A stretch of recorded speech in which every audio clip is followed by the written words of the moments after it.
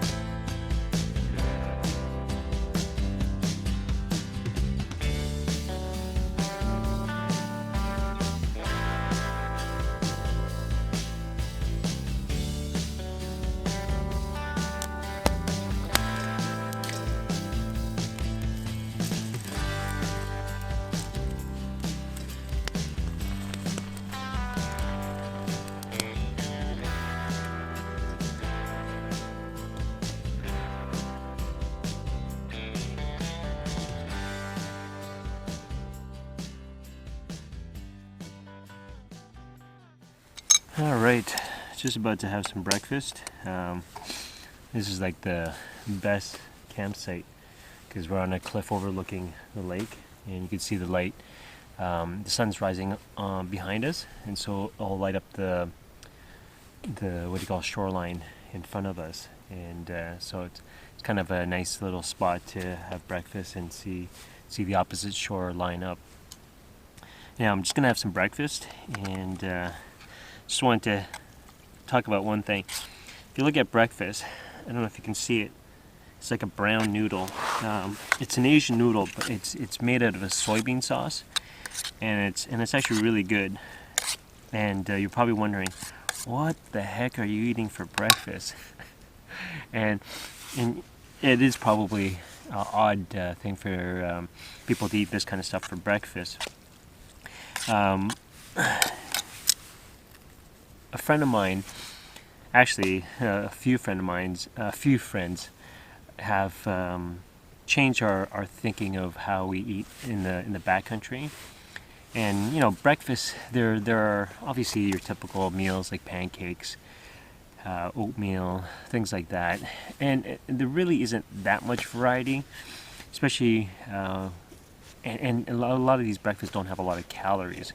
And so what we've kind of termed is that we're fine with eating supper for breakfast. And so this is not breakfast for breakfast, this is supper for breakfast. And our group on the mountain river found that out soon enough. Ben and I brought meals that, we brought our typical meals. We had things like oatmeal, but we brought things that were not your typical breakfast meals, like some rice dishes or some noodle dishes. And the reason why we like that, first of all, is because they tend to have a higher calorie count. And especially on trips where you're burning a lot of calories, I mean, eating a hearty breakfast pays off huge. And on the mountain river, unfortunately, we didn't burn a lot of calories, so some of those meals didn't really come into play very, very well. But like today, we are definitely going to be burning a lot of calories. And so I certainly don't mind eating this dish. So it's got noodles, it's got it's like a soybean, black bean sauce. And I put some egg and some bacon bits in there, so to just really stack up on the calories. And not only that, it's got a lot of sodium. And so you combine those together, you not only get a lot of calories, but you get a lot of salt. And salt, as you know, you don't need to eat a lot of it, but today we will be sweating a lot. And of course, this salt replacement will come, really, really handy at today, especially for today. Of course, it'll make you thirsty, but I think because you'll be sweating out so much salt, I think this will be awesome. So, just gonna enjoy some breakfast, and not breakfast for breakfast, but supper for breakfast, and then we'll pack up and then we'll get going. It's just about 9 o'clock now, and we're all packed up and ready to go.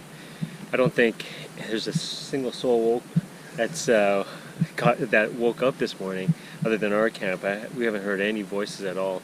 So I guess everyone's sleeping in, but we got places to go and things to do. Let's begin. You looking forward to it, Jamie? Yeah. Yeah. Okay, here we go.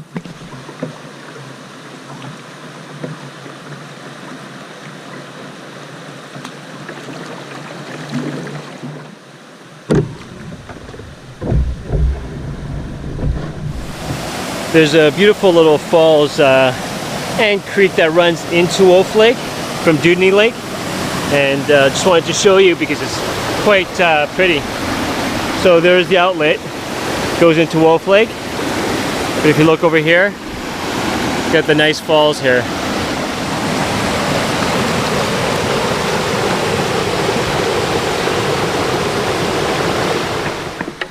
Just on the portage to Dewdney Lake. It's pretty in here. Check this out.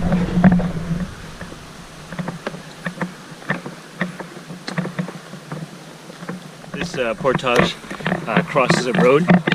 There's a road that comes up all the way up this way, and I think some people can access the lakes here as long as you have a four-wheel drive vehicle. Speaking of vehicle on the road, here's the logging road, and if you look right behind me, there's a vehicle. So obviously people have accessed it through this way. This is the first time I saw a vehicle here, but I guess if you can make it, you don't have to paddle up Matagamasy Lake. Okay, I'm out of breath, so better stop talking and walk.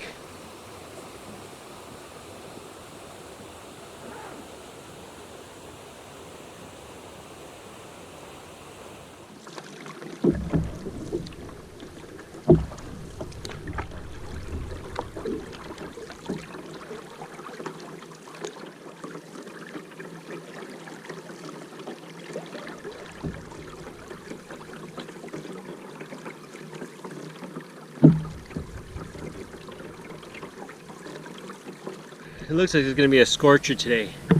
It's just paddling. We're already sweating and it's getting pretty hot, and it's really muggy. And so we're just at the 490 meter portage from Dewdney Lake to Chinaguchi Lake. Yeah? Okay, so I'm about midway on the trail, but there's something that I want to show you.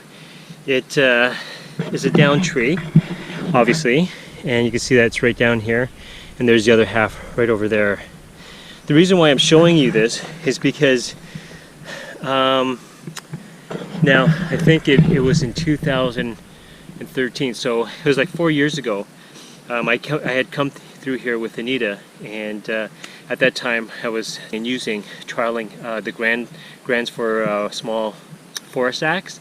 And this tree had come down. It was pretty much probably about waist level or just a little higher. So it was hard to go over, and it forced you to go underneath, and which obviously is not easy, right? You're going on your knees. So I thought this was the perfect opportunity for me to test out the axe. So I got the axe out here and I stood on top of it. Eventually I broke it, and then it dropped down.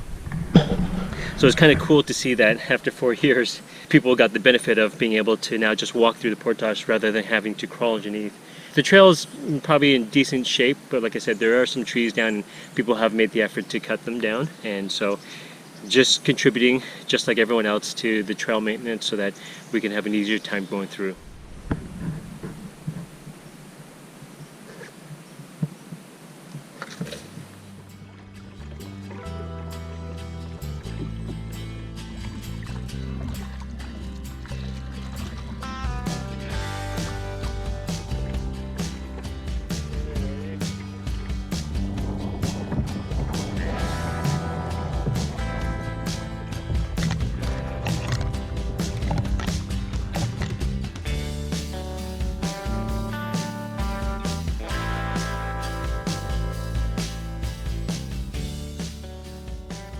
Yeah, when I saw this alligator, it was, I don't know how many years ago. It's probably, I'd say at least 10 years ago.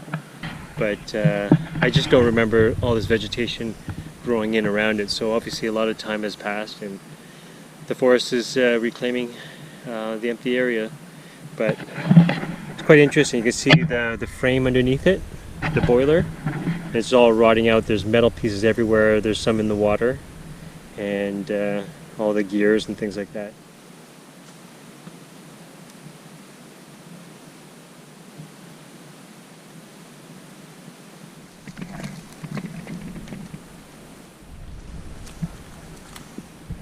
I don't know if you guys have ever got stung by wasps or hornets or bees in the wilderness while canoe tripping.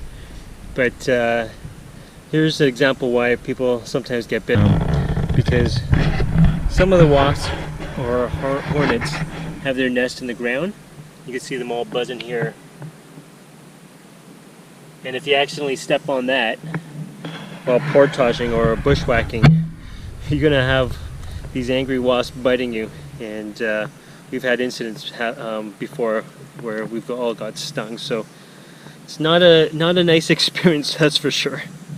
And it's, of course, when you're portaging and you're trying to, or bushwhack through the forest, you're obviously not watching your feet all the time, and so of course it's easy enough to get your foot into a wasp nest, and then you pay for it.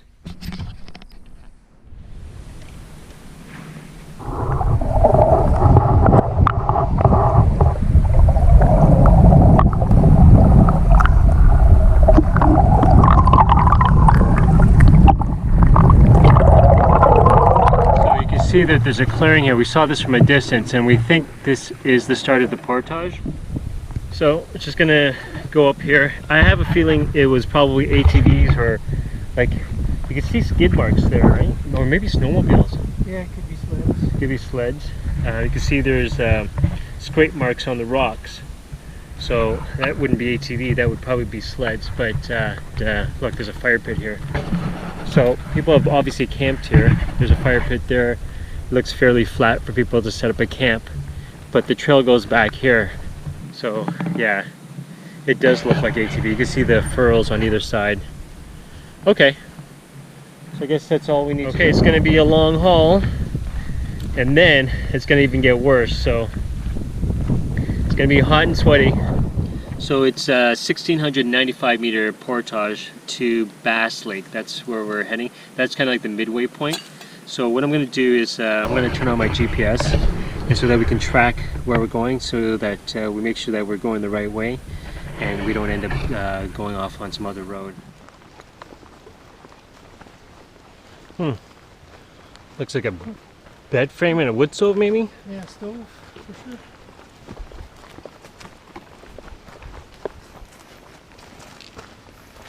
So we just came upon the road, and the portage just, I guess it crosses over at some point. Yeah, the trail continues down this way. Okay. So we might go back for the rest of the gear, so that we're not separated from the gear for too long, and then do the second half.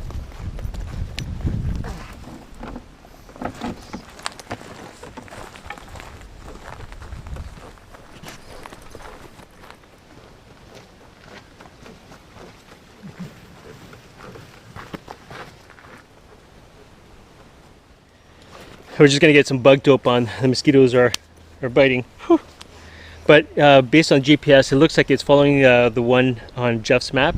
And if we keep this course, rather than follow the trail, we might be able to go about 300 meters and get right into the lake. So we might attempt that, even if it's a bushwhack. So we'll see. We're contemplating bushwhacking too there, but it was a big drop off. And so we figured the effort to get down there to the body of water was probably not worth it, so we're just going to continue down this old logging road and get to Bass Lake, and then go from there.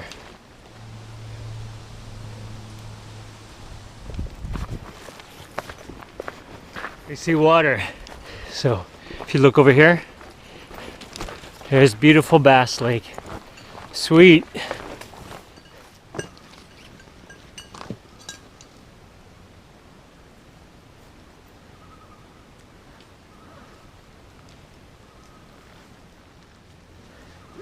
Bass Lake, baby. Okay, we just finished the 1,700 meter portage. We're hot, sweaty, and starving. And we're on beautiful Bass Lake. We're just on a nice rocky point. We're gonna have a good meal, get some water filtered, get totally rehydrated, and then we're gonna tackle the last part after some time here. But here's Bass Lake. It's a small lake, but it's actually very pretty. It's really, really nice. So that portage, which was really just an ATV trail, is the reason why it was longer, because it follows this road. But it wasn't hard to follow. It was easy. There wasn't too many trees down, and so other than being long, it was pretty good. So it's really the next section that's going to be actually a lot more challenging. So we'll see.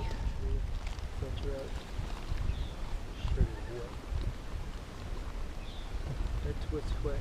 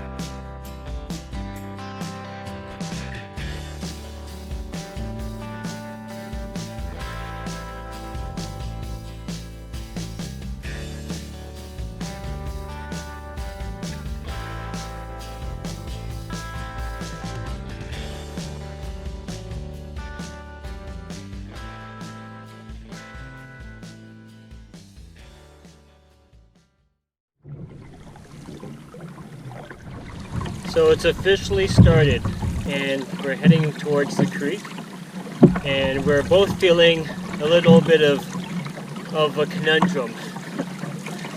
We want to do it because of the adventure, but we don't want to because we're a little sore, right? A little tired, you know, it's hot, sunny, it's humid. We could totally do a hammock right now under a tree, but we're gonna have to get to that lake, and then we're gonna call it a day when we get there. So right now it is 20 to 4. It is a total distance of 2 kilometers, you said, right? 2 kilometers as the crow flies. So if we get there in 2 hours, we'll be lucky. Let's see how this goes.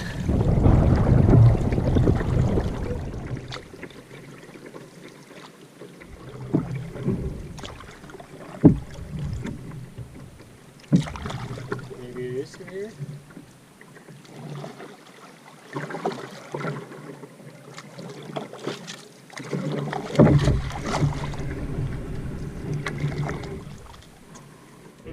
Yeah. Okay. So we thought there was going to be a creek leading out of here, but there really isn't much here. So we're going to drag the canoe over there and see if we can find the creek that leads down this way. It's kind of funny what we saw in the drone. It's not really appearing here.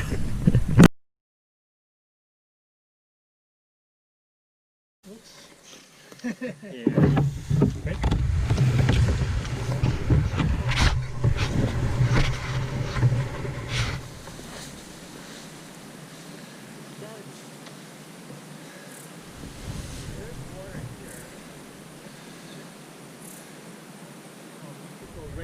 Across? Straight through. Yeah. Figure we avoid this stuff. Yeah. Let's go this way.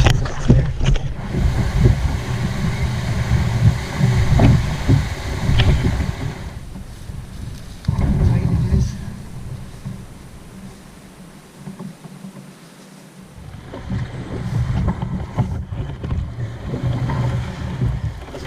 We were just hauling, and the water is getting a little deeper and wider, so we're gonna try paddling this part. See how she goes. Exactly.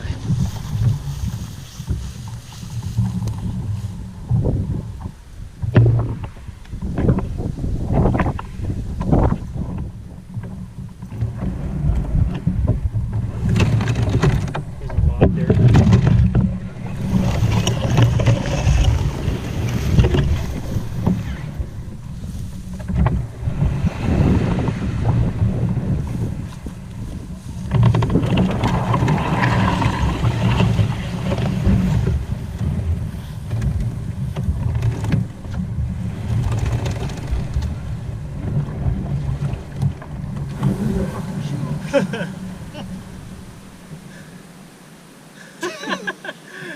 got me.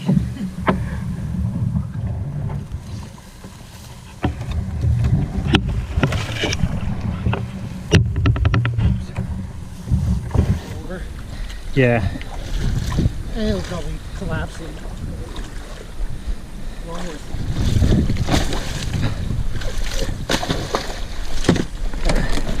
Oh. There we go. It's there. It's there. There we go. Okay.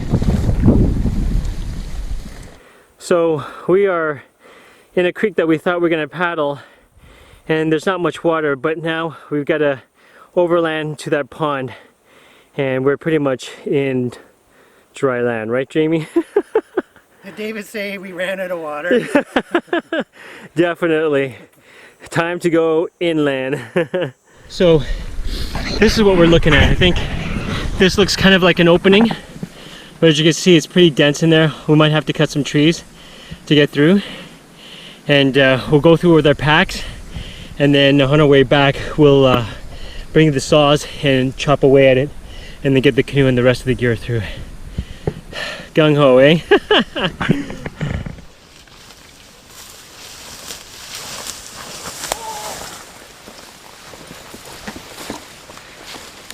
We're about almost chest deep in ferns, but at least it's a little clearer than the start. At least it'll be easy to portage the canoe through this.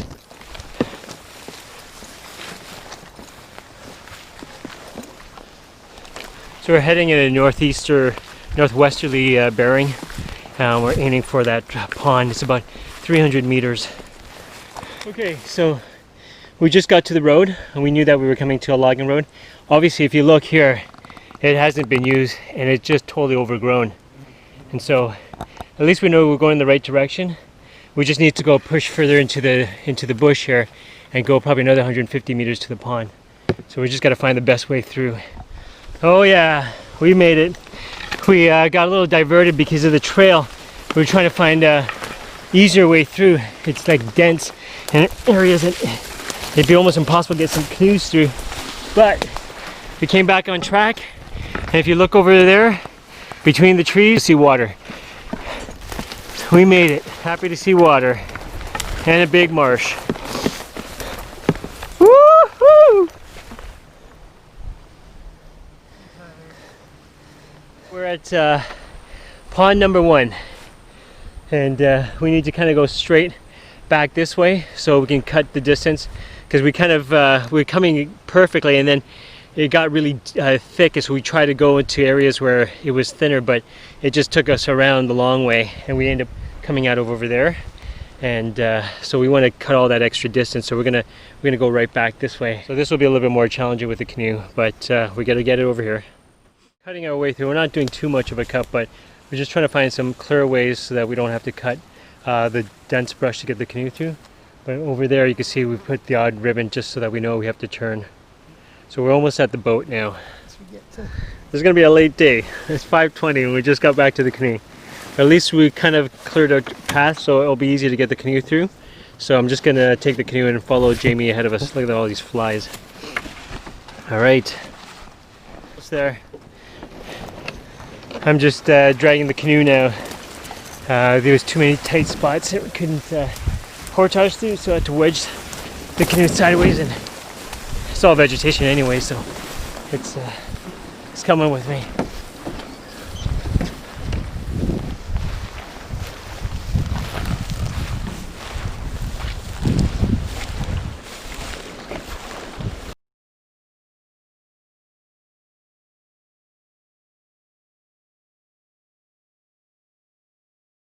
Okay, 10 to 6, pond 2.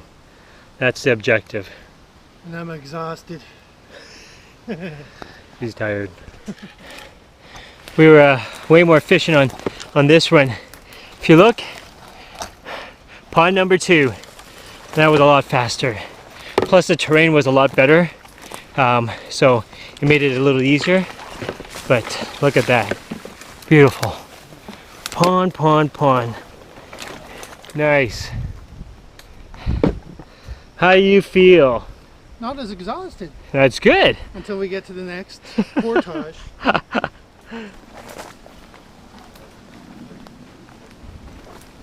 Because we had to make a turn and it's tight in here.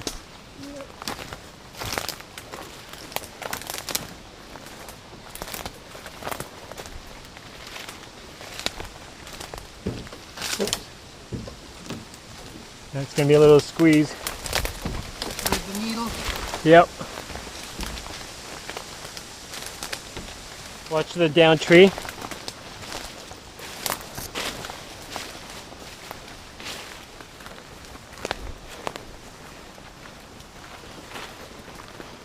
Yeah. Even I'm cramping. I think I'm getting dehydrated.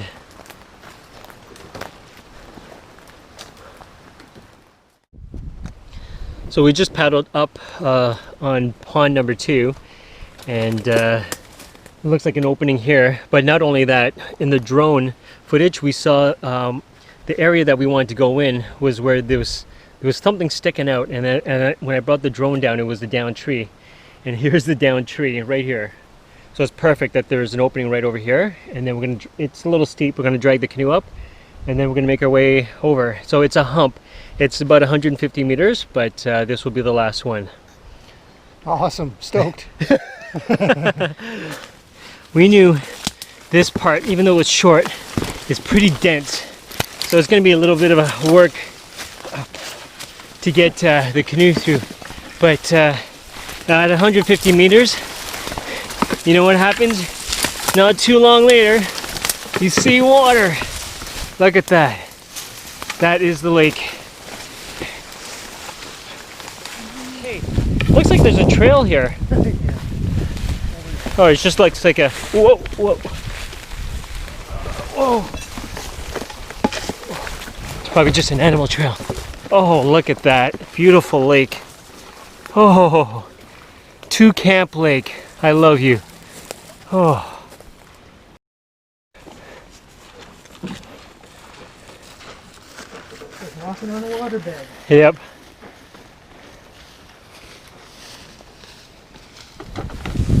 You probably want to put it down. Just let it slide down. Slide it down. Yep. Woo! We're at the end. Oh. All right. Yeah.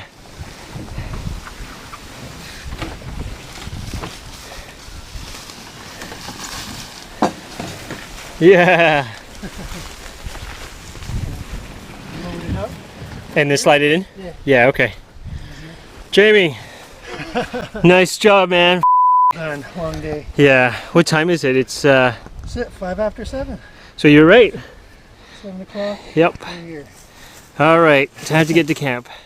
So we just came out of over there, and it shows that there's a campsite here, but there's a trailer up there just above here. We're gonna go check it out, but you can see that there's ATVs coming back and forth here. So I don't know if there's something over here, Jamie.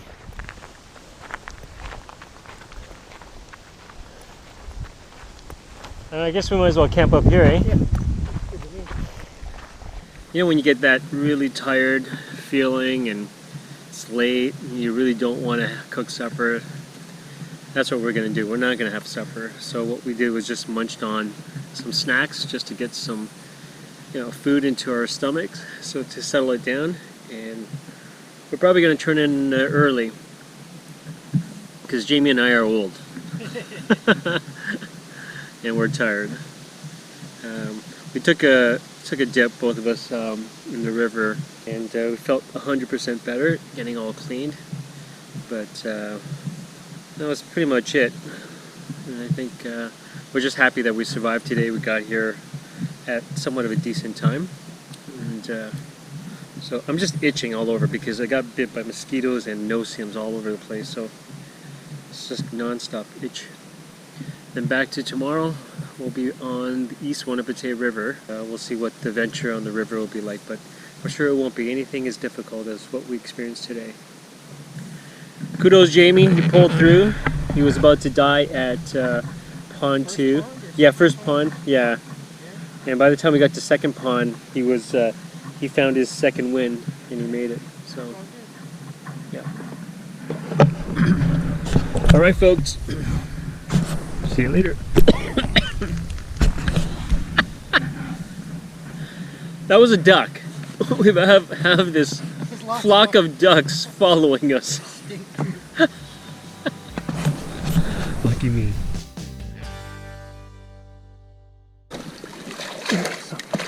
Right. Let's just pop it up first. 1, 2. Oh. I don't know what's going on, but the lower part of the East Wanapitei, there are tons of trees down, and it's exhausting work. We've been just hauling, getting out, doing tons of liftovers. So, and we're still not on Wanapitei River yet, so we're getting tired and frustrated.